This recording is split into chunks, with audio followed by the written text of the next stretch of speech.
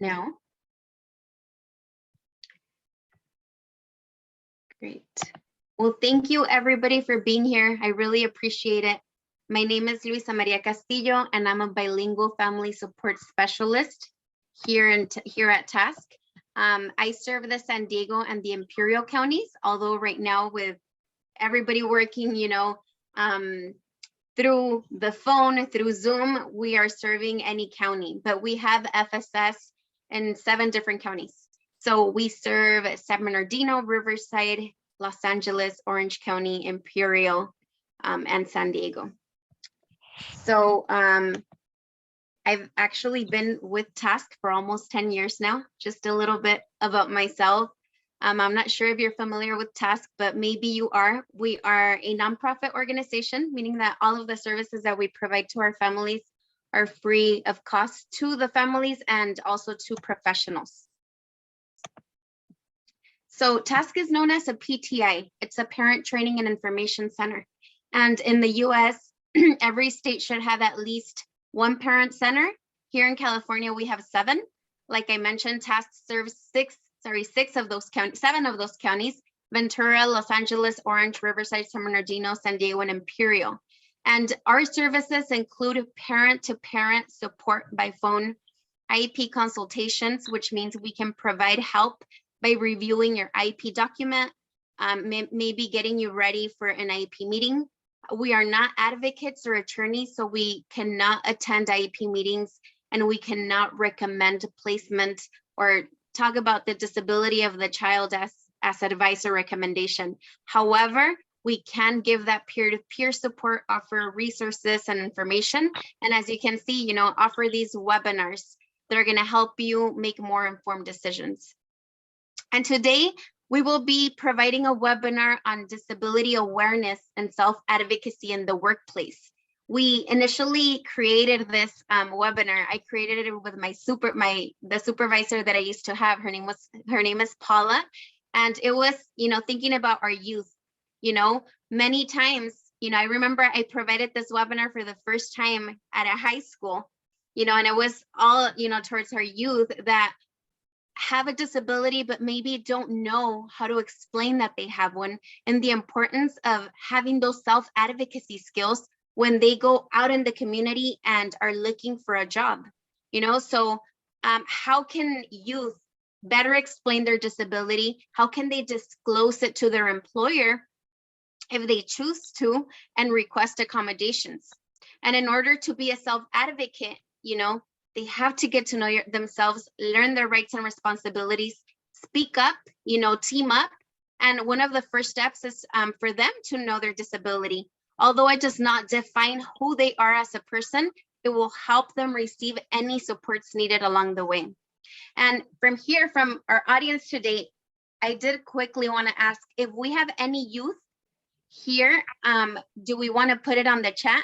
We usually talk to them, but if it's mostly parents, we'll try to speak to you as parents so that you guys can transmit this information to your youth. But if we have any youth present, I would love to know. Awesome. So moving on, it's important to know that disabilities impact all of us. If we don't have a disability, we will most certainly know someone that does. In fact, according to Centers for Disease Control and Prevention, 61 million adults in the United States live with a disability. That's 26% of our population, or 1 in every 4. So with that said, we know the impact that disabilities can have on all of us. Now, what is a disability? The definition found on CDC, Centers for Disease Control and Prevention, states that a disability is any condition of the body or mind that makes it more difficult for the person with the condition to do certain activities. It could be activity limitation or interact with the world around them, so participation restrictions. And having a disability doesn't mean that we can't do things, right? You or the person with the disability may just need accommodations or modifications, which will allow, to complete the same or similar tasks as others. Now, there's many types of disabilities, and it's important to know about them and inform your youth about them. Some disabilities may be obvious and some may be hidden or not easy to see. So we're going to go over a few of them, and this is just really good information because it's very simple. Like I mentioned, when I provided it, it was to youth. So when you prepare your child and help them develop these self-advocate skills, you want to speak to them in very simple language. So that is how this webinar was created, with simple language for them to really understand it. So we're going to go over some. And I had, my youth, when I presented, write the ones that they didn't know about or the ones that they wanted to learn more about, and, had them conduct some research so that they can really absorb and be, more aware of the disabilities around them or the disability that they have. So developmental disabilities, it's a group of conditions due to an impairment in physical, learning, language, or behavior areas.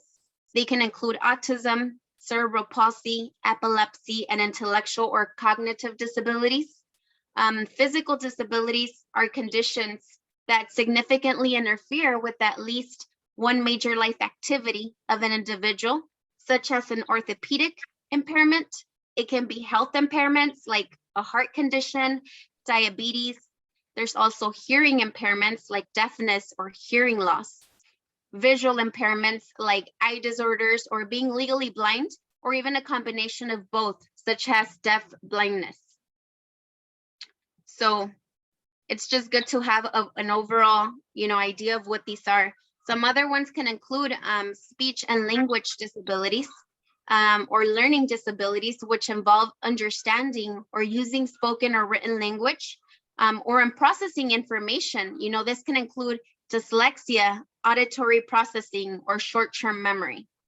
And then we have mental health disabilities, which can be known as hidden disabilities because many times they're not noticeable to others. For example, having anxiety or a depressive disorder, ADD or ADHD, which stands for attention deficit and hyperactivity disorder. So there can also be emotional disturbances, which include emotional, behavioral, and also mental disorders. So although having a disability can make us different, does it make us any less than others? No. Why? Because we all have unique gifts, and personalities and challenges. No two people are the same, and that's great because, that makes us diverse, and it even makes life interesting, and funner. So while we are all different, we also know that everybody has things in common.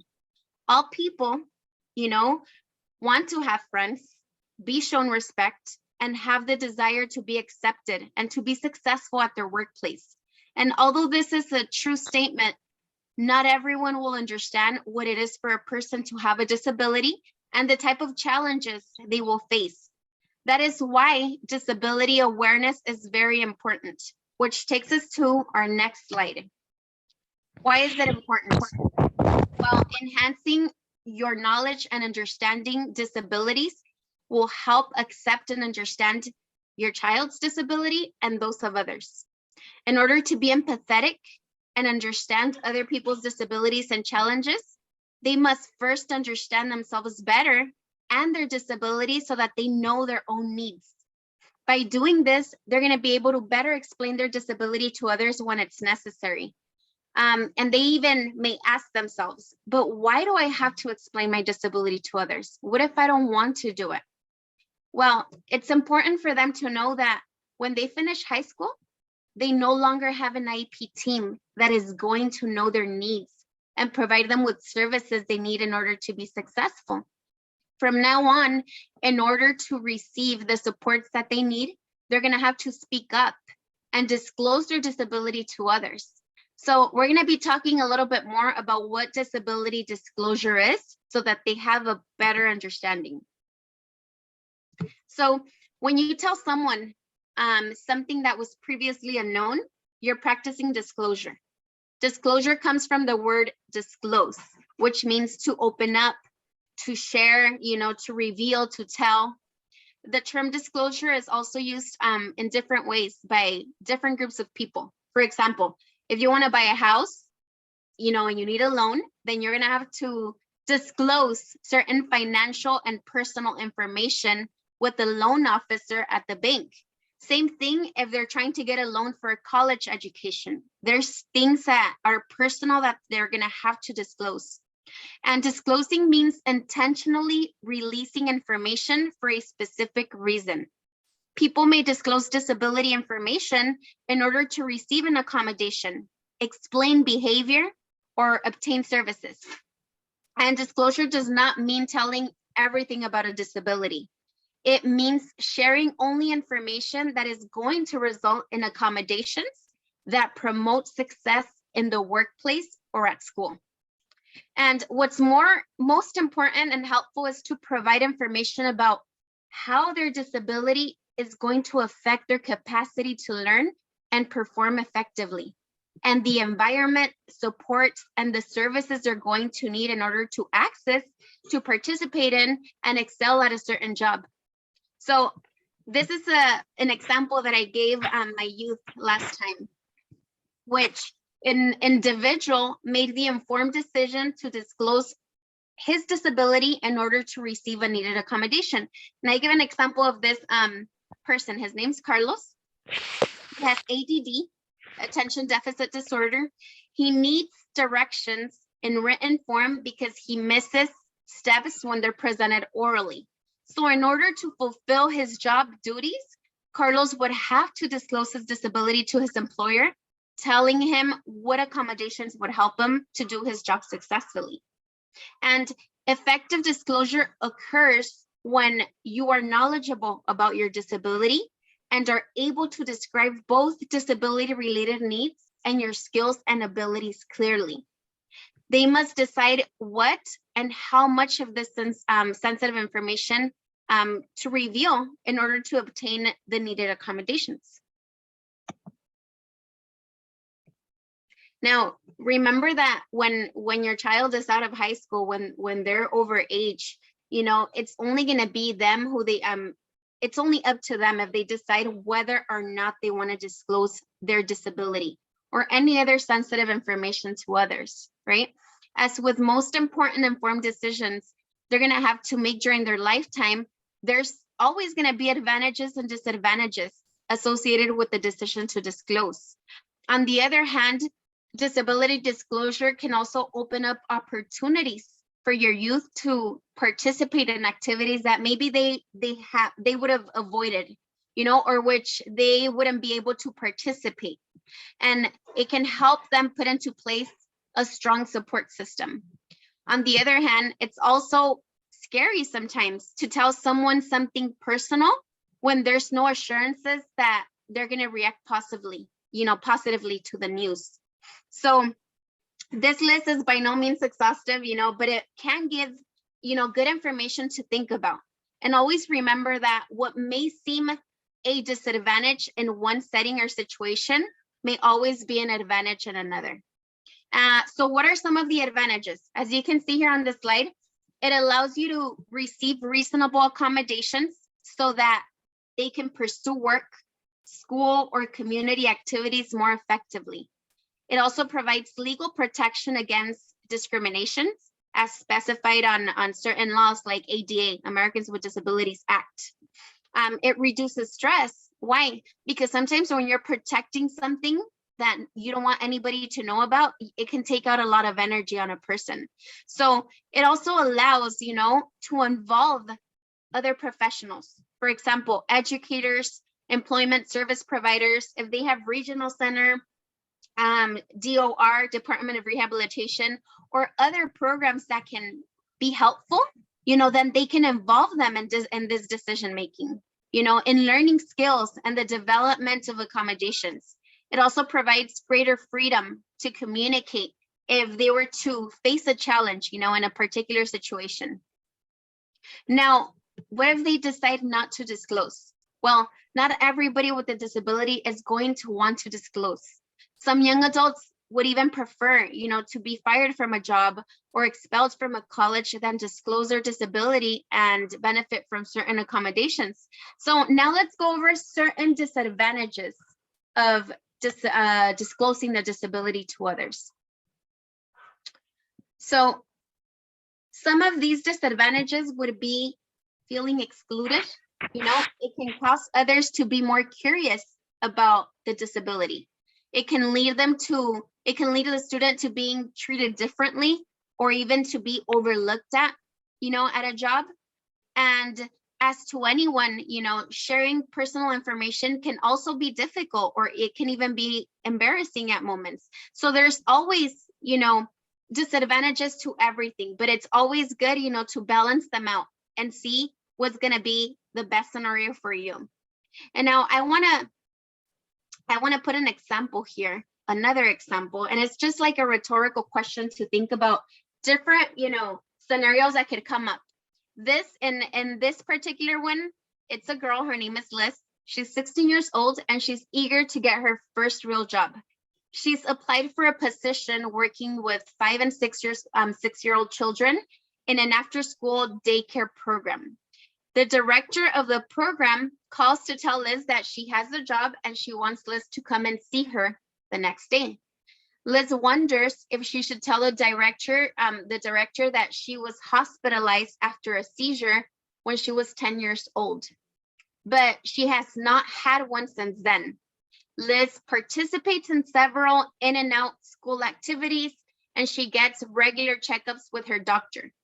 Think about the impact of Liz disclosing her seizure to her potential employer.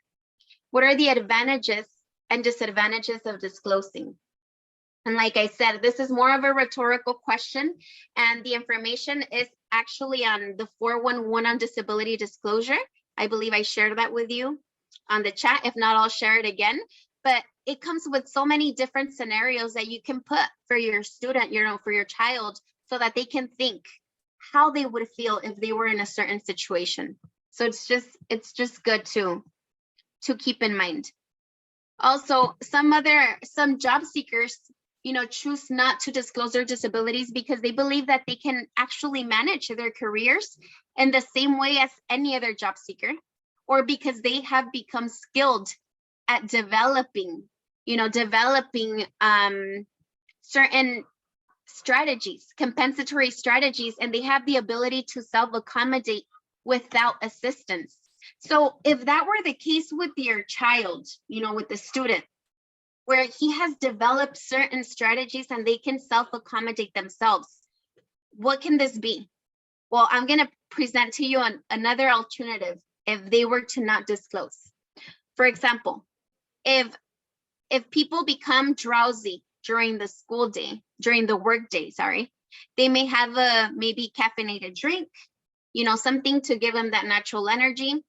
If they take a stressful call from a customer, maybe they learn to vent to a coworker or to take short or frequent breaks. If they find themselves that they're overwhelmed, with a new task or duties, they might make a list or discuss the issue with their supervisor to find a solution. What if they find it hard to get going in the morning? Whether due to medication or sleeping habits, they might work a second shift so that mornings, aren't so rushed. They might also hire monthly household cleaning support, pick up ready-to-eat meals, use other services to help their loads lighter. There's also many ways, people can accommodate themselves to hectic schedules, stress, heavy workloads, and multiple responsibilities at home and at work. So as you think about the ways that you can accommodate, or that your kids can accommodate their own needs, their youth, consider how they can share, how you as a parent can share some of these methods with your son or daughter, even what works for you, when you're at work. So with these supports, they may not have to disclose at all in order to succeed, but only you as a parent can help them, try to make those informed decisions and see what's going to be best for them.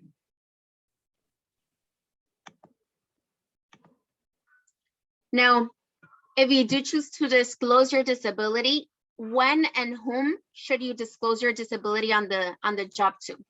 There may be circumstances in which you disclose which disclosure is most appropriate than others, and accommodations may be requested at different times, of your career. of the student's career. Let's say employment application. What do I do if an application form asks me for information about my disability? Well, employers covered by the ADA and Section 504 of the Rehabilitation Act must not even ask a job applicant or an employee whether or not they have a disability. So this is information so that this information can't be used to discriminate against the student. So you don't have to provide this information on an application. Now, what about pre-interview or at the interview? If an accommodation is needed in order to participate in a job interview, then they may need to discuss, to disclose prior to the meeting. If an accommodation is not needed at that point, then it's not even necessary to mention the disability. Now, what about after you've been offered a job or during the course of the employment? So once the person has been hired, if they know that they're going to need accommodations, then request them in the beginning of the job. Okay, if they don't and start doing poorly on the job, then the protections of ADA and Rehabilitation Act won't apply. Why? Because they must remember that employers or post-secondary schools are not required to ask disability-related accommodations if these are needed, okay? In fact, in most cases, it's illegal to do so. For the same reason, if new accommodations become necessary as they learn, the job or earn a promotion, then they should disclose a disability to the appropriate person at time in order to be protected by the ADA and the Rehabilitation Act. Now, how should you disclose your disability on the job? According to the Equal Employment Opportunity Commission, an accommodation request doesn't have to be in writing. If you choose to do it verbally and in person, it's important to always select a private, confidential, and comfortable place to disclose, and also allow enough time, to discuss the impact of the disability. The person or the persons to whom, the student is disclosing might have questions. They may have suggestions or they may have concerns. So they may require more time, for discussion. And although the students are not required, nobody's required to disclose the disability and request accommodations in writing, the EEOC does suggest that individuals with disabilities might find it useful, to document accommodation requests in the event that there's a dispute about whether or not the accommodation was even requested. One way to document an accommodation request is to make a written request.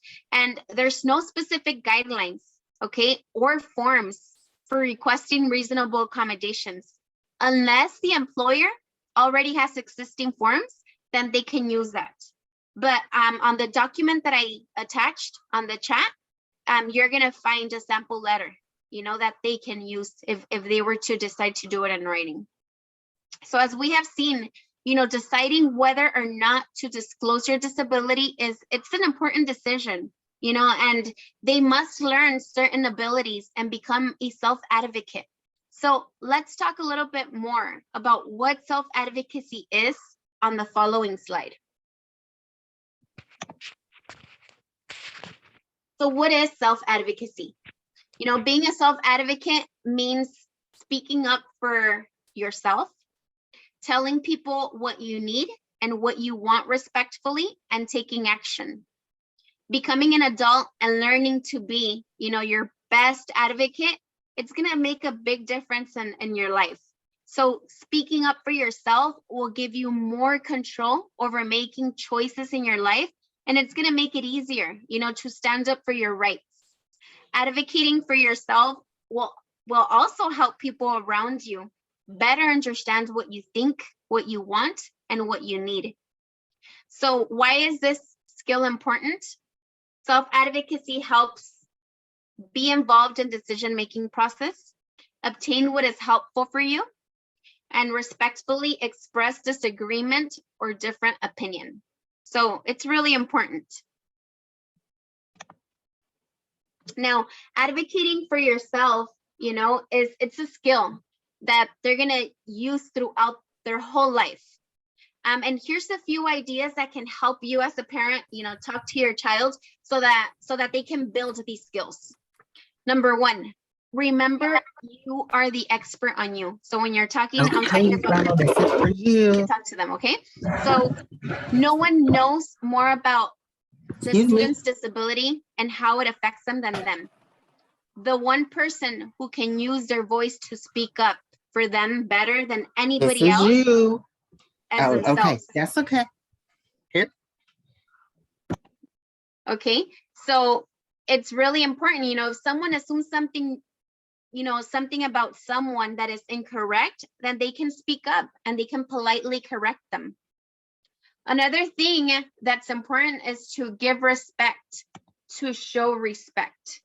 Okay, so show people the respect you expect them to show. Also, go straight to the point. Say only what you need to say. You don't have to give additional details. And ask for help, if you feel overwhelmed. When a situation gets too big to handle by yourself, you want to ask someone you trust to get involved and to support you, okay? And give yourself permission to make mistakes, because becoming your own advocate, takes time and practice. So these are good points to go over. And before going to the next slide, I'm going to be quickly hopping into the chat. I appreciate you guys and your patience. I am the only one here, but let me send you the links once again because I added them in the beginning. So I'm going to do that once again. So you have there you go. Okay, so here they are. Sorry about that. Awesome. So going to the next slide.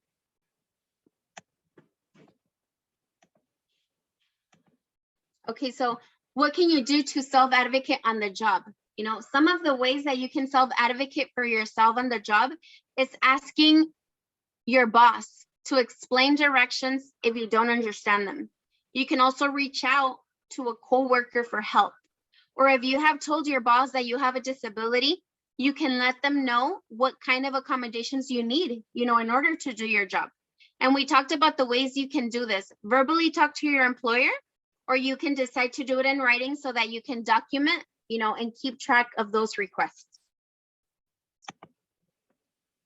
Now, what is a reasonable accommodation? Because we've been talking about accommodations, and mentioning them along the webinar. And although, the students may know what they are, you want to make sure as a parent that they understand. Okay, reasonable accommodations are any change in the work environment or in the way that the job has been done in the past that allow them, to perform the essential functions of the job. And reasonable accommodations are usually less expensive than people think. Okay, in most cases, an appropriate reasonable accommodation can be made without difficulty or at little or no cost. This can include making existing facilities used by employees readily accessible to and usable, by an individual with a disability. Maybe reconstructing a job, modifying work schedules, acquiring or modifying equipment, providing qualified readers or interpreters, or modifying training or other programs. If the accommodations are not a hardship or financially prohibitive to an employer, then they can be done. And also keep in mind that under the Americans with Disabilities Act, ADA, an employee is entitled to an accommodation only if it is needed because of his or her disability. An employer can ask for medical documentation of the need for an accommodation as well. So here are a few examples, of accommodations that can be requested. For example, additional time to learn new responsibilities, an alarm watch, checklists, pictures, symbols, or diagrams instead of words, something visual that can help them. Division of long assignments into smaller tasks, ergonomic tools, handle buildups, tool adaptations, extra breaks to allow for stress management techniques, reduction of workspace distractions, and there's more ideas on that that workbook that I sent you, the Jan Accommodations. You're going to find a lot of great ideas there as well. Now, throughout the webinar, I also mentioned, the laws that protect individuals against disabilities in the workplace. So let's do a basic overview, of the Americans with Disabilities Act and how this law pertains to, your student's life as a person with a disability. If they choose to disclose and self-advocate for themselves, these laws are going to protect them in the workplace. One of the most important laws for people with disabilities is the Americans with Disabilities Act of 1990. The ADA, it's a civil right law that protects individuals with disabilities from discrimination in the workplace, school, and other settings. Although the ADA prohibits discrimination against individuals with disabilities, an employee who requires accommodations in order to perform a job must disclose information about the disability and the need for specific accommodations to the employer in order to be protected by the law. That's why it's important that students develop the skills to do this effectively before they even enter the workforce. The ADA states that private employers who have 15 or more employers cannot discriminate against people with disabilities in the hiring and firing decisions or in any other of their employee services or activities. And Section 504 has the same requirement for government agencies and businesses that are receiving federal funds. Okay, now maybe questions can arise like, how will the ADA and Section 504 help me get a job?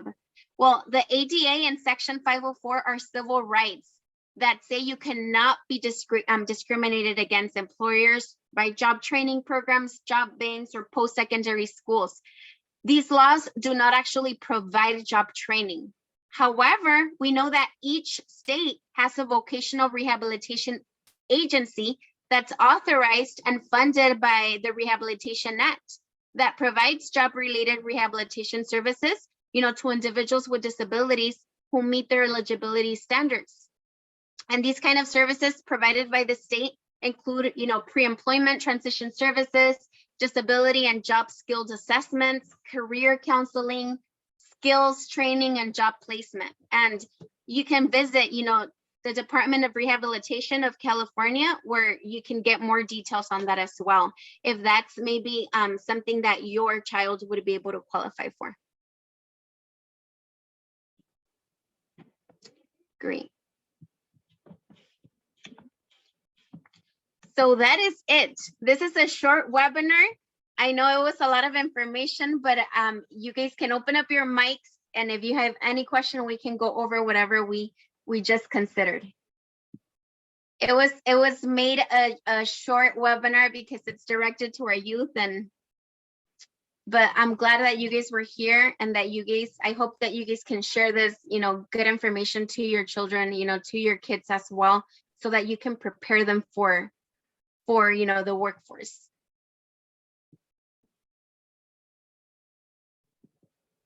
Any questions? Let me see here. Let's go to the chat.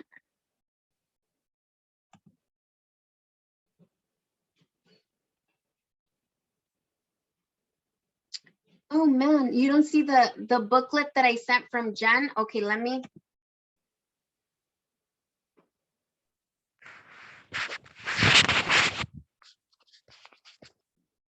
Okay, give me a second and I'm gonna look for that so that I can. Are you guys having the same issue? Are you guys not able to open the Jen that I provided?